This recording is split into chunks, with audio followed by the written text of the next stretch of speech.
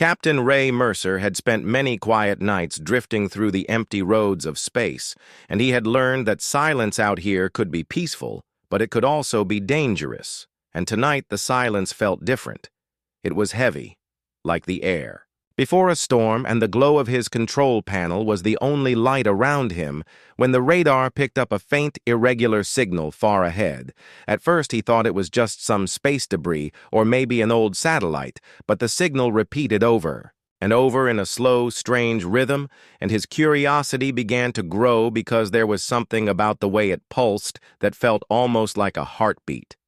And soon his small cargo vessel drifted close enough for the object to appear in view, and that was when he saw it, a massive ship floating in total darkness with no lights, no movement, nothing at all. It looked ancient, its metal skin scarred by impacts and burns, its shape unfamiliar, like it came from a time before modern designs, and Ray felt a chill crawl up his spine, because ships like this did not just appear in the middle of nowhere without a story, and stories like that were usually bad ones.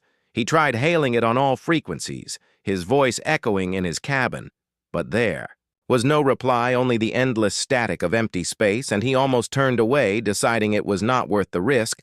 But then he noticed something strange. The ship was not listed in any of the galactic databases he checked, and in his years of travel, he had never once come across a vessel without a record. That fact alone made him feel like he was standing at the edge of something forbidden.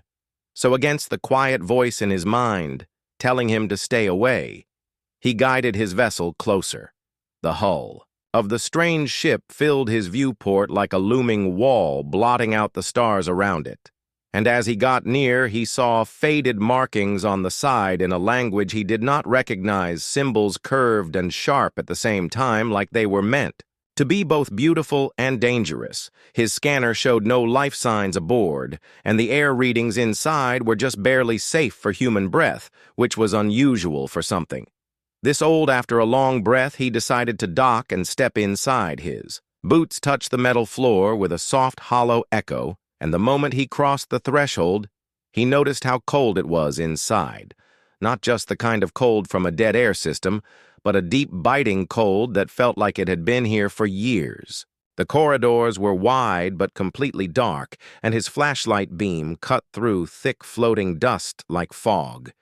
Each step seemed too loud in the empty silence, and he felt as if something was listening. Even though there was no one there, he moved. Deeper passing rooms filled with strange equipment, half covered in frost chairs knocked over as if the people here had left in a hurry.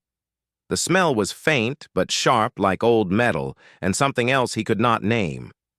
Suddenly his comm unit crackled to life in his helmet, and he froze.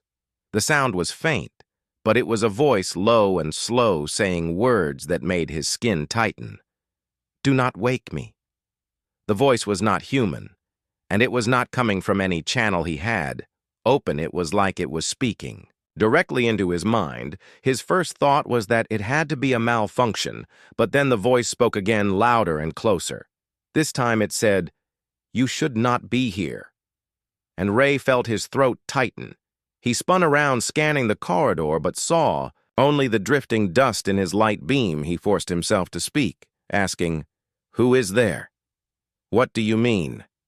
But the voice ignored his questions and instead whispered, "It is too late.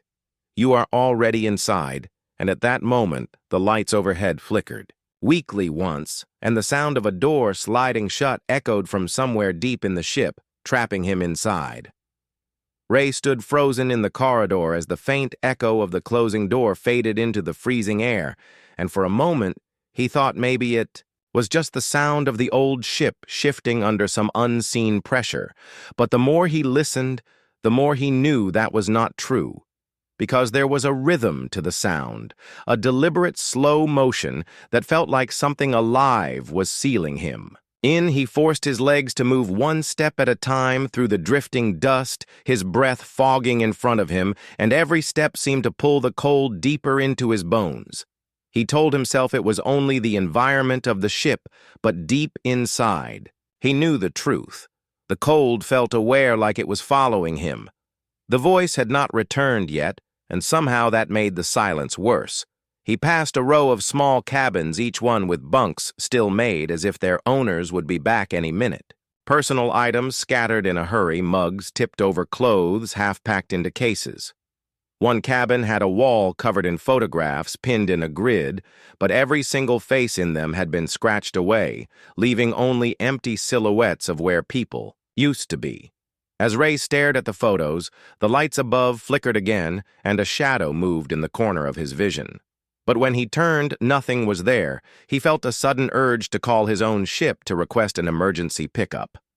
But when he pressed the comm, the static was so sharp it stabbed into his ears and buried under it. He thought he heard the voice again, whispering something too fast for him to understand. The sound made the hair on his neck stand up. He kept moving and reached what looked like a mess hall, long tables bolted to the floor plates, still set in neat rows, as if a meal had been ready to serve years ago. On one table he saw a metal cup with liquid still inside, but frozen solid mid-splash, as if time itself had stopped. The strange part was that the frost on the cup was warm to the touch when he reached for it, and he quickly pulled his hand away, not knowing why it felt wrong. Then the voice returned, and this time it was calm and almost kind, saying, "Turn back. Ray, this is not your place." It knew his name somehow, though he had never spoken it aloud since boarding.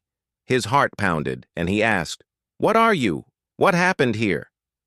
But the voice only sighed like an old wind through a hollow place and said, "They woke it, Ray, and they could not put it back," and then the sound of metal groaning echoed from somewhere ahead, followed by a deep vibration through the floor, and Ray saw a corridor to his left where the dust swirled in the air as if something unseen had just passed through.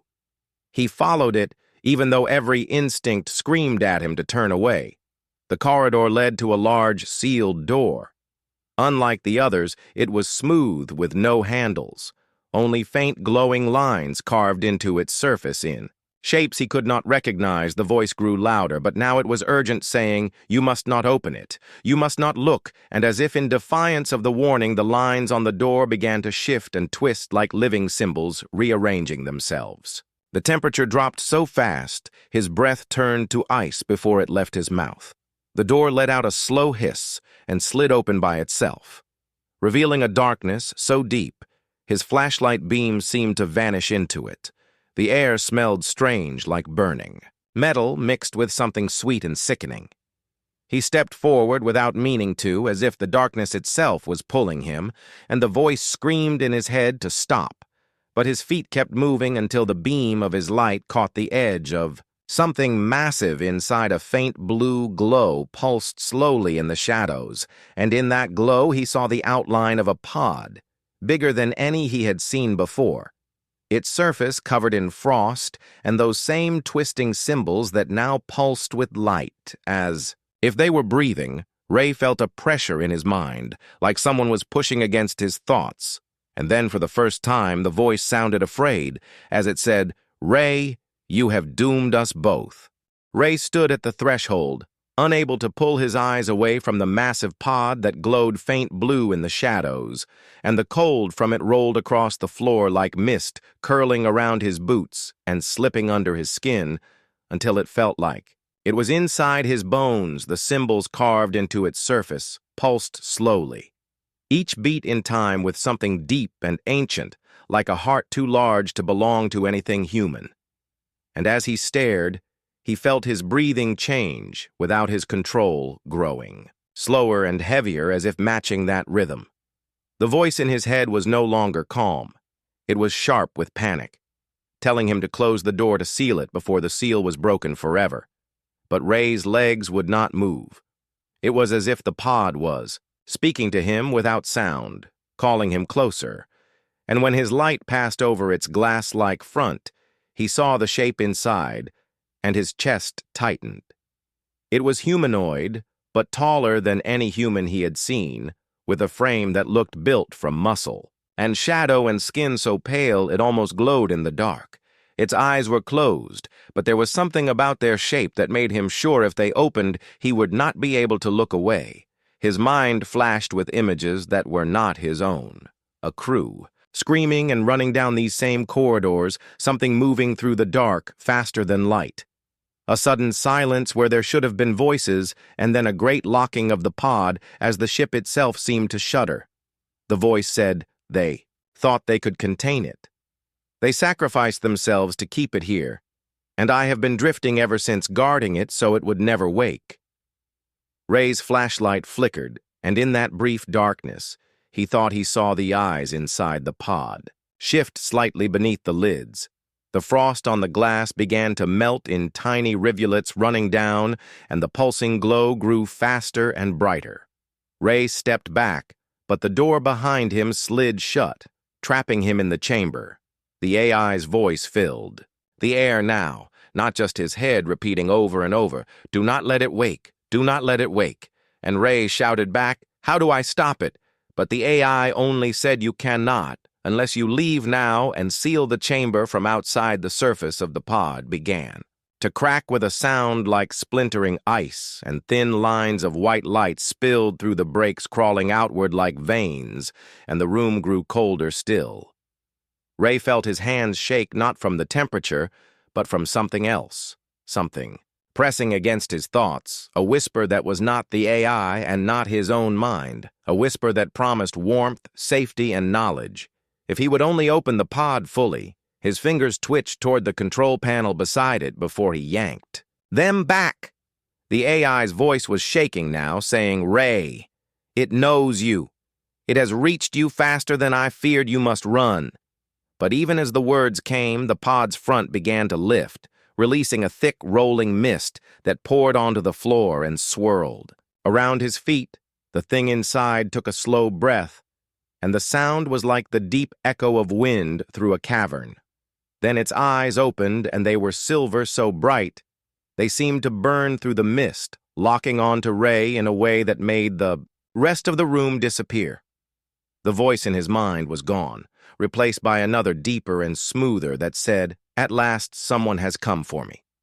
Ray staggered back, but the door behind him refused to open, and the AI shouted, "Ray, you have doomed us both." And the last thing he saw before the mist swallowed him was the figure stepping out of the pod, one deliberate step at a time, its silver eyes never blinking.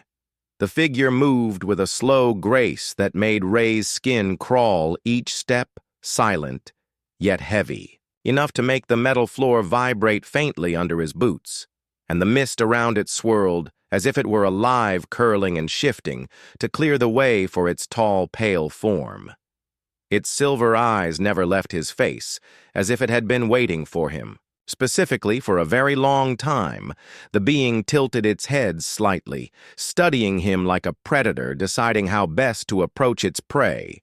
And when it spoke, the voice did not come from its mouth. It flowed directly into Ray's mind, deep, smooth, and cold, saying, "You are not them, and you are not ready, and yet you came anyway."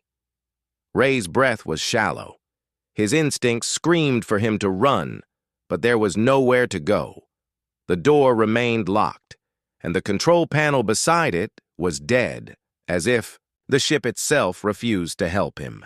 The AI's voice tried to break through the presence in his head, urging him not to listen, warning him that every word was a thread, pulling him deeper into its control.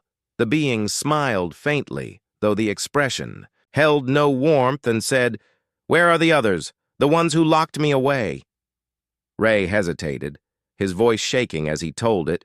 He did not know that the ship had been drifting empty for decades, and there was no one left. The being's expression changed into something darker, like a shadow had passed across its features. Then it stepped closer, closing the distance in an instant without moving fast, its presence pressing down on him until he felt smaller, weaker, as if his own thoughts were slipping.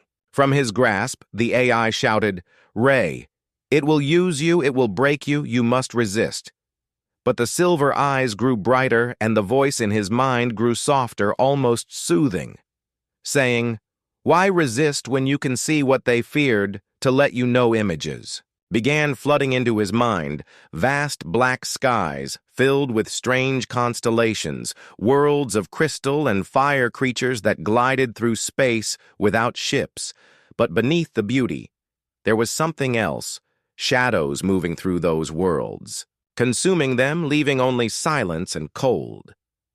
Ray tried to push the images away, but they were too vivid, too heavy. Each one felt real, like a memory that had always been his.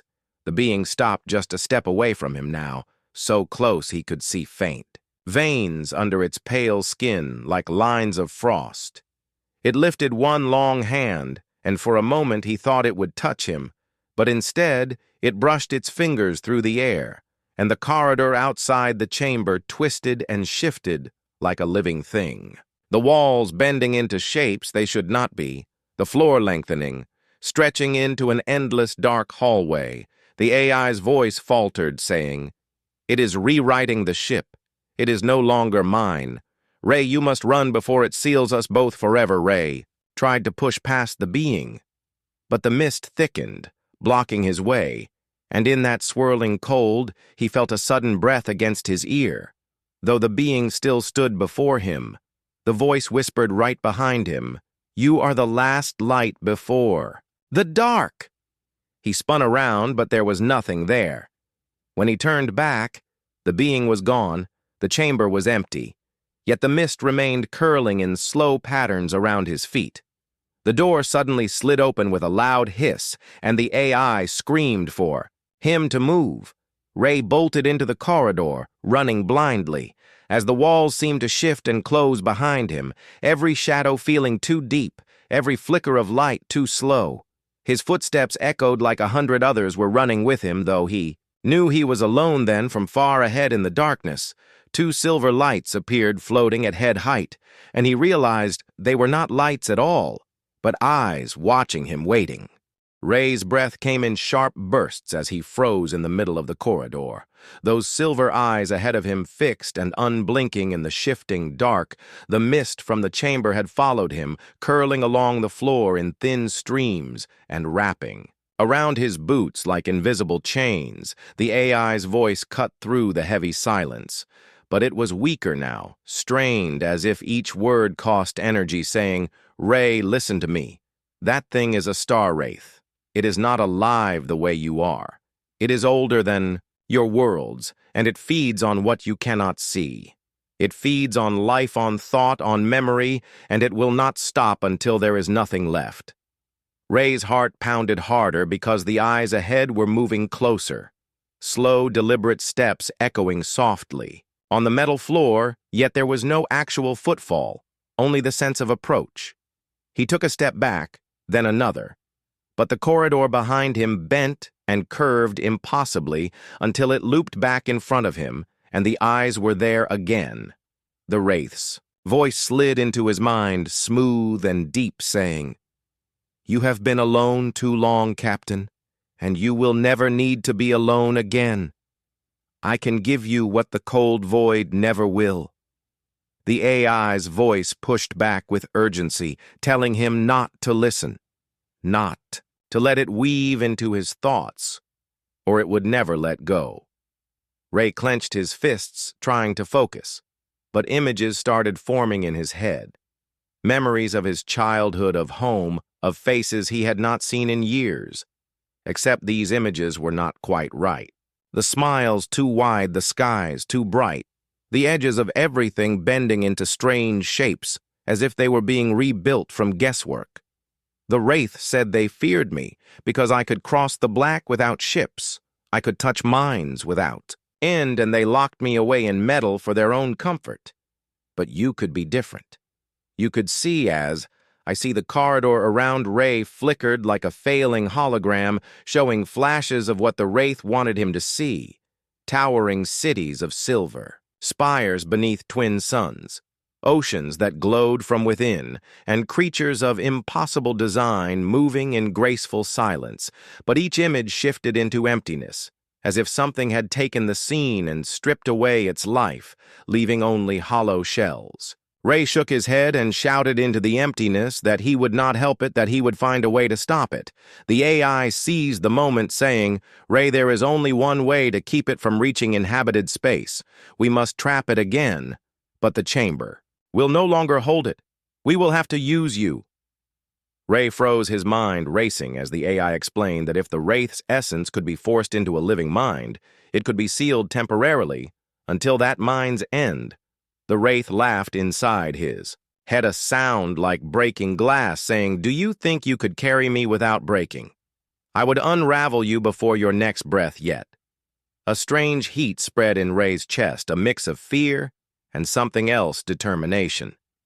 Maybe he asked the AI how to do it, and the AI's tone turned grim, saying, "You will have to let it touch you, but not take you. You will have to invite it in and lock it down with every thought you have." The Wraith stepped closer, its tall form finally visible again, the silver eyes burning in the half-light, and it smiled with a slow certainty. "Saying so, you choose to open the door for me, Captain. That will make it easier." Ray closed his eyes, trying to block the sight, and focused on the sound of the AI's voice, counting down in his ear, 3, 2, 1, and in that instant, the Wraith surged forward like a wave of cold fire crashing into his mind. He felt every part of himself shake, as if his own memories were glass about to shatter, but he pushed back, gripping onto thoughts of his own name, of the stars he had seen, of the ship he called home, and the AI roared in his ear, "Now lock it, Ray. Lock it before it tears you apart." He imagined a door of steel slamming shut in the middle of his mind, and the Wraith's voice shifted from smooth confidence to sudden rage, saying, "You cannot keep me here." And yet Ray felt it slam against that door over and over, trapped but not gone. The AI spoke again, breathless, as if it too had been fighting, saying, "It is in you now, Ray, and until you end, so will it, Ray."